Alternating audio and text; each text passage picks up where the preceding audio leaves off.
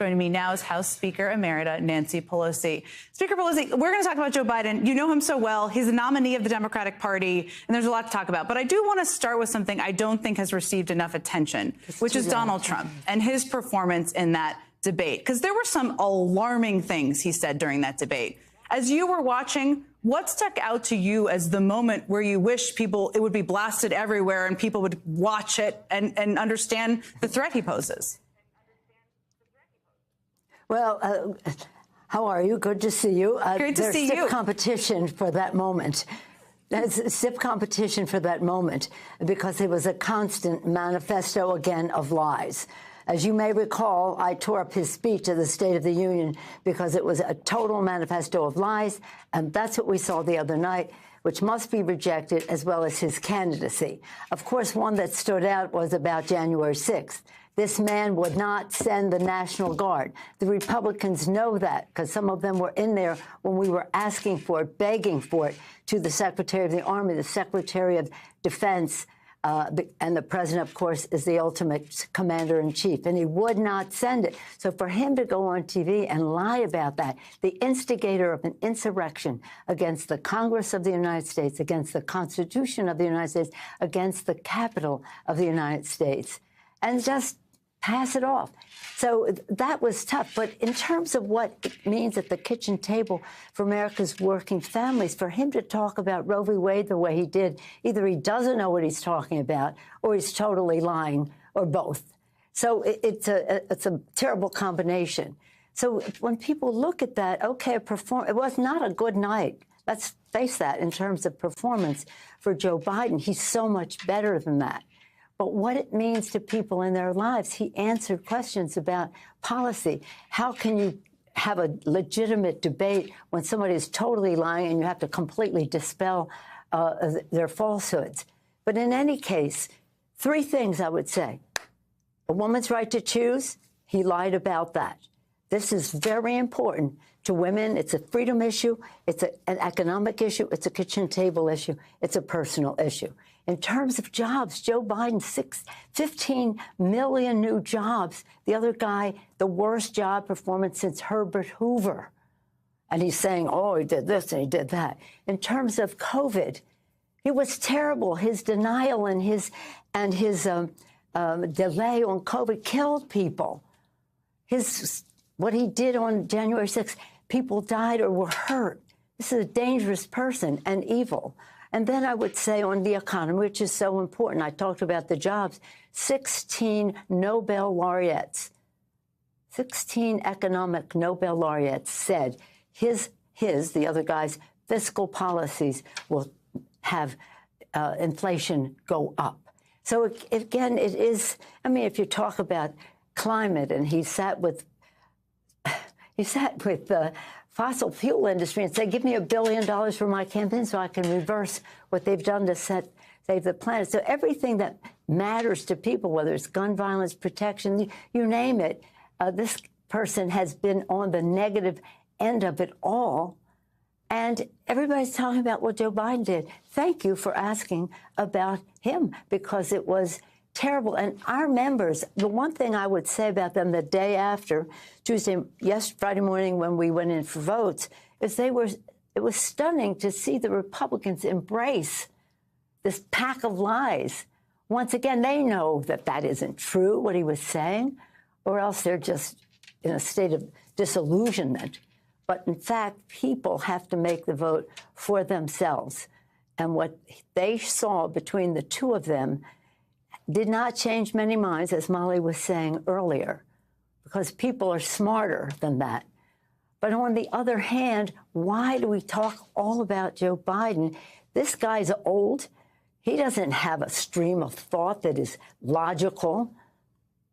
And nobody says anything about that he could be so disassociated from the facts. You saw on one side of the screen integrity, concern for people. On the other side, you saw dishonesty and self-serving lies.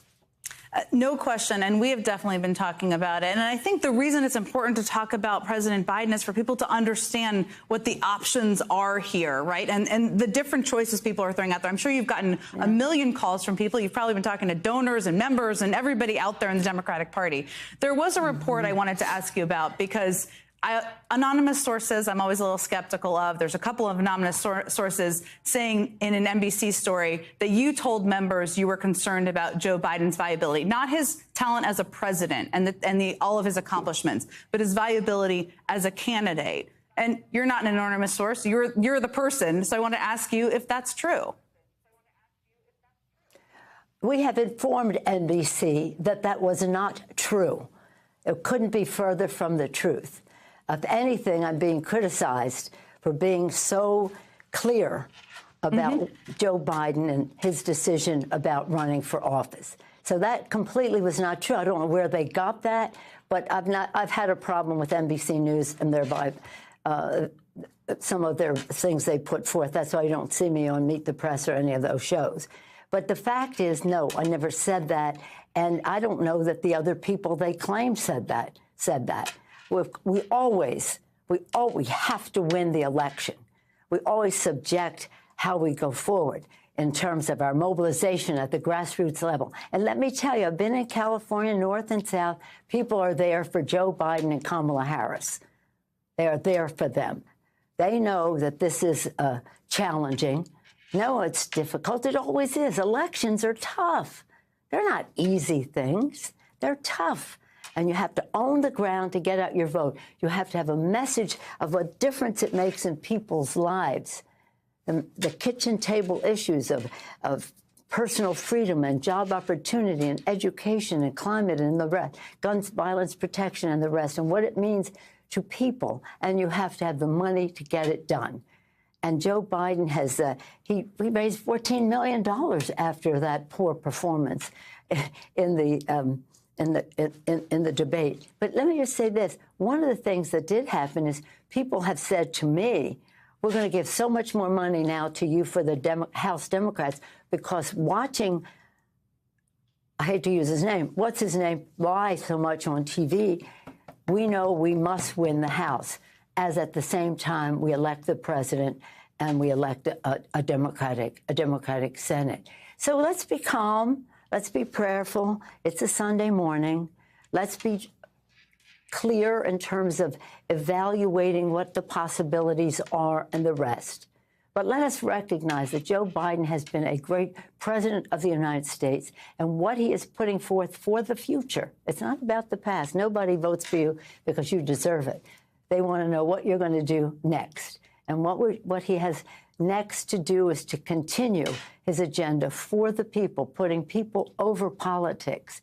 And that means more for women in the workplace, family and medical leave, child tax credit, affordable child care, so that many more women can participate in all of the bills that he passed, whether it's to protect our veterans. Imagine that this guy was trying to lay claim to doing more for veterans. We did hundreds of billions of dollars to help veterans who are victims of burn pits. And then denying that he said what he said about the veterans. Just think of what he said about John McCain, a national hero, a prisoner of war. Just such a super patriot, and this guy was downgrading him because he was captured. There's something wrong there, and there's something doubly wrong by the Republicans who wrap their arms around that. So I have one more question for you. We've been talking on this show just about all the different paths, just to help people understand. Congressman Jim Clyburn said, quote, recently, I'm a Biden-Harris person, so I'm not getting away from that. I'm for Biden-Harris. I'm going to be for Biden if Harris ain't there. And I'm going to be for Harris if Biden ain't there. I just want to be very clear here. There's no indication Joe Biden is not going to be the nominee. But are you in the same place as Clyburn, your colleague? Well, I'm in my own place, and that place is I support the Biden-Harris ticket. I think they have a very successful presidency and vice presidency and have more to get done. And hopefully if we can get rid of the filibuster and pass bills with 51 votes instead of 60, we can accomplish much more as we go forward. Does that mean, though, that you'd support Harris if Biden? If Biden wasn't on the ticket, you'd support Harris. You know what? Biden is going to be. I'm saying to you that I support the Biden-Harris ticket. I'm not abandoning Joe Biden right now for any speculation. Biden-Harris, both of them. I'm enthusiastically supporting them, as are many of our grassroots people. So while the intelligentsia may have some analysis of what people are thinking, what we're hearing that people are thinking is they support the ticket, and I support the ticket. Voters are most important. Let me ask you about the Supreme Court. Okay.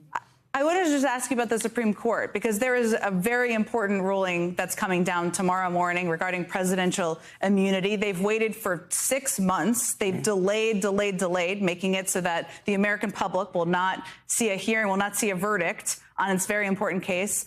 What is your reaction to all of this? What are you watching for? What should people understand about the delay and what we're looking ahead to tomorrow? Well, thank you for that question. If the court tomorrow says that the former president is above the law, they will have done a grave disservice to justice in our country. Let us hope that they have show us some allegiance to their oath of office to support and defend the Constitution of the United States. And that just because you're president doesn't mean you're immune from prosecution if you break the law. So that will be a big test for the court tomorrow to see if they honor their oath of office. They've given us a lot to doubt them lately. By delaying as they have undermined justice in our country, in my view. No question. Could not agree with you more. And by the way, let's just go back to January 6th. Let's go back to January 6th, because this is one of the charges against the president. The president goes on TV and says, I planned my own assassination. No, I didn't. He did. They're going to hang the vice president of the United States, and they're going to put a bullet in my F-word head. And he will not send the National Guard. People were injured, over 100 law enforcement people were injured. Some people died because of him. And people died again because of his delay and denial about COVID. This is a totally irresponsible person. And again, this Supreme Court would say that a person is above the law, and they've waited months to come to a conclusion about it. It's going to be a very important day for America.